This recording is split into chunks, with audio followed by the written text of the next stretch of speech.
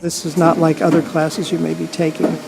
You're not going to get a sheet with all the right answers because there aren't just one set of right answers to the problems you're solving. This unit is called Materials and Processes.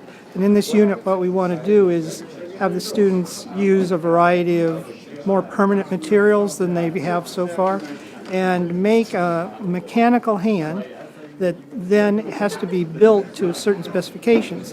One of the things it has to be able to do is pick up several different size objects. It also has to be able to fit in the arm that we have built for it. First thing the students do is go online and they research, find out examples of mechanical hands that have robotic hands.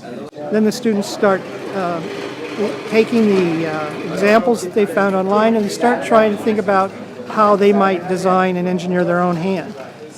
Then they see the setup with the arms on it and they have to understand how that the arm configuration limits what the hand can be. It can't be too big, it has to have two holes to mount on the arm. Once they understand that, then the first thing they build is a prototype, I call it a mock-up, using materials that are not that permanent, just brass fasteners, cardboard, foam core. What they have to do with that material is they have to prove their concept. They have to prove that the design that they've made can open and close enough, will fit on the arm, just in general will work before they start with the more permanent materials.